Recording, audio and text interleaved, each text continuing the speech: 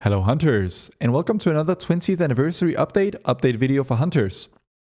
So in this one we're going over a small PvP change, some Dark Ranger changes that affects both BM and MM in slightly different ways sometimes, some MM tier set bonus bug fix change and some changes, and a few survival changes as well, and a little PvP change. Did I mention that? Alright, let's get into it.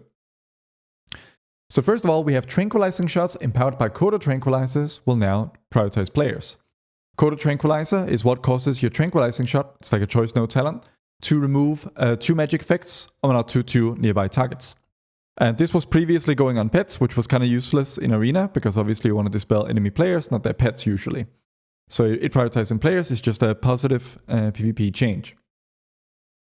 Alright, now digging into the meat of stuff. So hero talents Dark Ranger. Dark Arrow can now only benefit from Bleak Powder once per cast. So what is Dark Arrow? I think they just mean Black Arrow. I think they just had they had different people writing the patch notes and they just couldn't agree what it was called. Let me just swap this over to the PTR view. So Bleak Powder is basically when you cast Black Arrow while Beast Cleave or Trick Shots for MM is active. It'll basically cause the Black Arrow to explode, dealing AoE damage to nearby enemies, which does not appear to have a target cap. Of course, in our new Dark Ranger tree, we are able to get Dark Ranger very regularly, and we are also able to get, Black Arrow very regularly, and we're able to get Black Arrow sort of cast automatically from a variety of sources. For example, when you gain Death Blow while under the effects of Withering Fire, you instead instantly fire Black Arrow at your target, and so on, and 2 additional nearby Black Arrows. So the thing is, this thing firing free Black Arrows would previously have triggered 3 procs of Bleak Powder, each for 200% attack power to all nearby enemies, which was of course a little bit broken in Blizzard's estimation at least.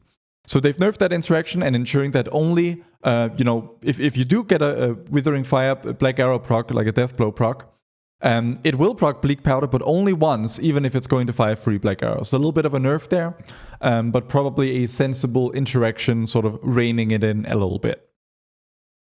Alright, next up is Scaling Withering Fire now grants Death Blow, and in addition, it only requires 3 casts of Bestial Wrath to trigger Withering Fire. And for MM, I think I have it here actually, oh, never mind. So for MM, it's just while True Shot is active, you always have Withering Fire, whereas for BM, it's every 3 casts of Bestial Wrath. So they've basically made it trigger more often for BM, which is a buff. And of course, this also leads into the extra effect of Bleak Powder, which depends to some extent on these extra Black Arrow auto casts that you're getting during your Withering Fire procs.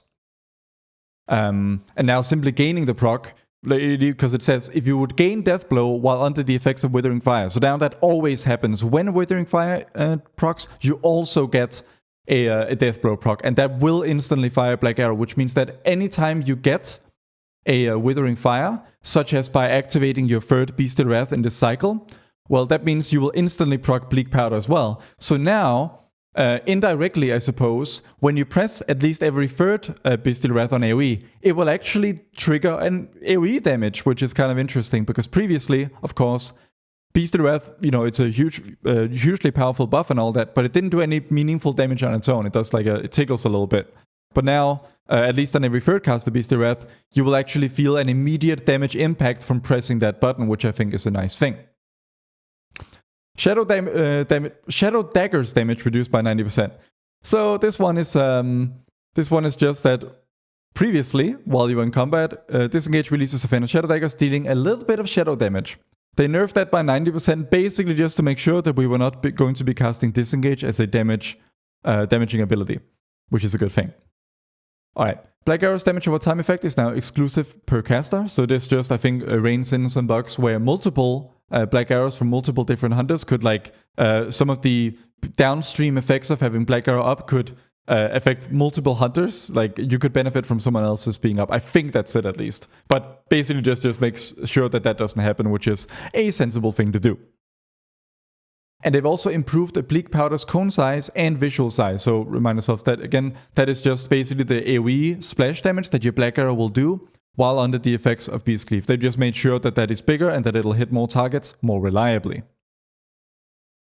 Alright, now we're getting into the Beast Mastery, sort of Dark Ranger specific changes. I already alluded to some of them in the previous section. But let's go. So Withering Fire stacking aura duration increased to 3 minutes, was 1 minute. So what does this mean? Well, let's remember, so every 3 casts of Beast of Wrath, you get the Withering Fire proc. Well, previously, if you were on sort of 2 out of 3 casts, so remember they buffed this from 4 to 3 stacks required, so just making sure that that's not confusing. But let's say you were on 2 out of 3, and that your next Beast of Wrath would proc Withering Fire, but for some reason, maybe you wiped in Mythic Plus, maybe something went wrong, you have a minute of downtime, well previously then the buff would drop and you would have to start over, which really sucks, because especially for Mythic Plus, this Withering Fire proc is quite powerful. They've extended the duration of that buff to 3 minutes, which gives you a lot more leeway on downtime and sort of catastrophes happening in Mythic Plus, which they sometimes do, which is overall a good thing. Withering Fire now requires 3 casts of Beast of Wrath to trigger. This is what we've already talked about. Just means that we'll get more uptime on it, and this is just a straight up buff and a pretty significant one at that. Bleak Powder damage increased by 100%. So, this is just even more power sort of put into when we press every 3rd Beast of Wrath, and also when we press Black Arrow during Beast Cleave and also Marksmanship. Like this, they put this under Beast Mastery Dark Ranger, but it's not necessarily a Beast Mastery only thing. Bleak Powder damage is just more powerful, which is good. Shadowhounds now have Beast Cleave for their duration. This is super cool and just overall a great thing. It just, more of our pets doing AoE damage. I feel it just fits BM, right? Because it really sucks when you have a ton of pets active and it's an AoE scenario, but only a few of your pets are actually contributing to AoE. This is a huge buff to Beastmastery's AoE. And it's just like kind of welcome, because it means all of your pets are contributing and you get more excited when you do proc Shadowhounds, even in AoE scenarios. Because, depending on the RNG, currently, at least on live, which is a very different incarnation of Dark Ranger, I should say, but still, currently on live, Shadowhounds can easily be 5 to 10% of your overall single target damage. So for them to be Beast Cleaving, especially with the recent buff to Beast Cleave to 90% of original damage, that is pretty significant. And with all the extra Dark Black Arrow procs that we're going to be getting, I'm pretty excited about this. I think this is a really good sign for BM AoE going forward. I still don't have hard numbers for you guys, and so what I'm not saying is that BM is definitely going to be like the best Hunter spec for Mythic Plus, or that it's going to be meta, or anything like that. I can just tell you that the trend of these mechanics suggests that BM will be at the very least, probably more, but at the very least, stronger in Mythic Plus scenarios than it currently is. Alright, Bleak... they really like to mix everything together. So Bleak Arrow's chance to trigger Death Blow increased to 20%, was 15%. Let me just remind myself if there's something called Bleak Arrows, because it seems to me like they're just mixing together, like there's Black Arrow, which they accidentally call Dark Arrow. There's Bleak Powder, not Black Powder, but Bleak Powder, that they accidentally call Bleak Arrows. Like, it's just... Whoever's writing these patch notes doesn't really know what's actually going on, it feels like, because they've mixed together 3 different spell nodes across the Dark Ranger tree and just like mishmashed all the names together. Bleak Arrow's chance to trigger Death Blow increased to 20%. What they have to mean, I assume, is Black Arrow and not Bleak Arrow. And the exact effect here is that your auto... Wait, I'm a complete idiot. Yeah, please clip it and chip it. I'm a complete idiot. There is something called Bleak Arrows, which is that your auto shots have a 15% chance, now 20% chance to grant Death Blow, which overall just means more Black Arrow procs overall. And yeah, sorry for that one. That basically concludes it for sort of the Dark Ranger specific changes. So overall, a few reining in of some problematic mechanics, but some huge buffs as well, like Shadowhounds contributing Beast Cleave, Bleak Powder buff in general, more withering, significantly faster Withering Fire, like triggers at least for BM, and they will also not fall off if there's a catastrophe in Mythic Plus.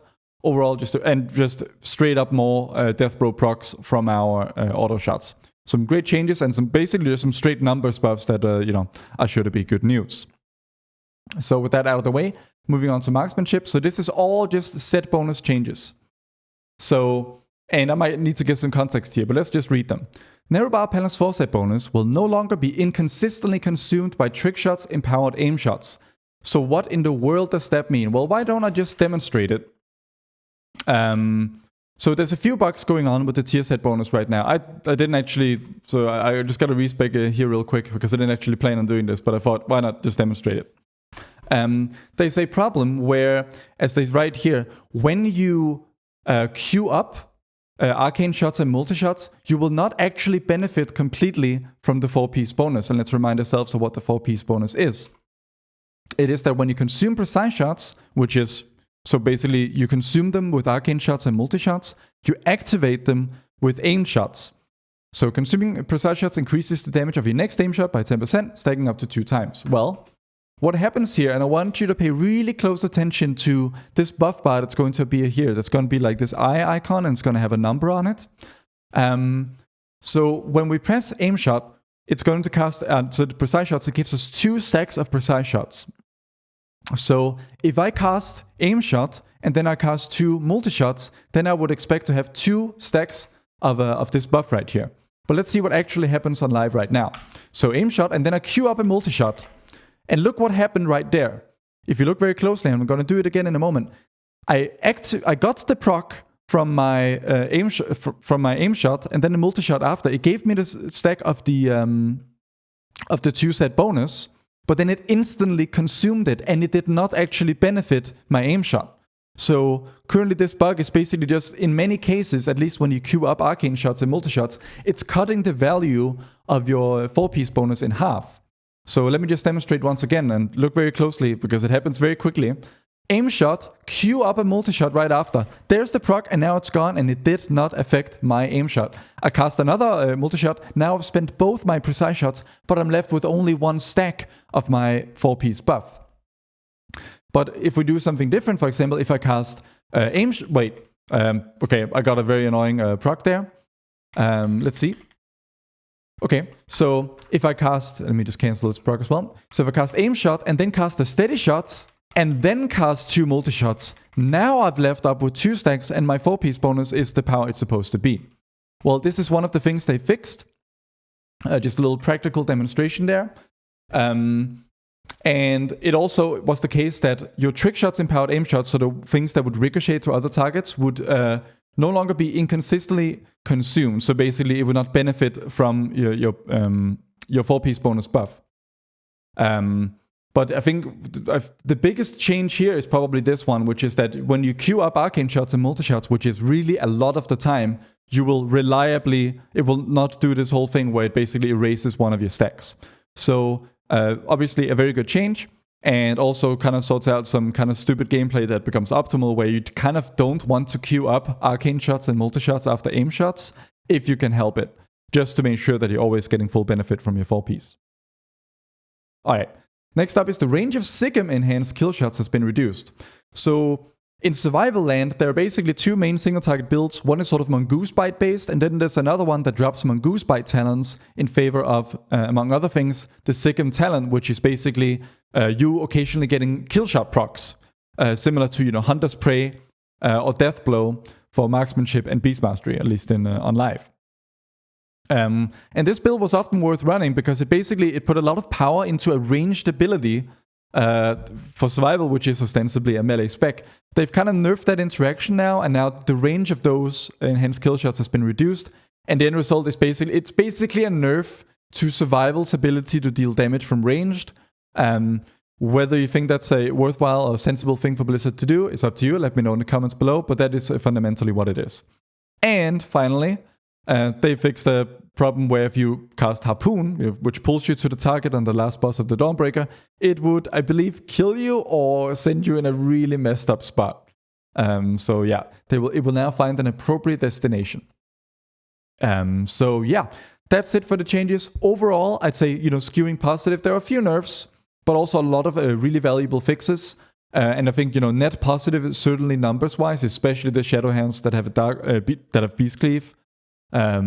And just some overall buffs to the already significantly stronger, especially in like multi-target scenarios, significantly stronger Dark Ranger in patch 11.0.5.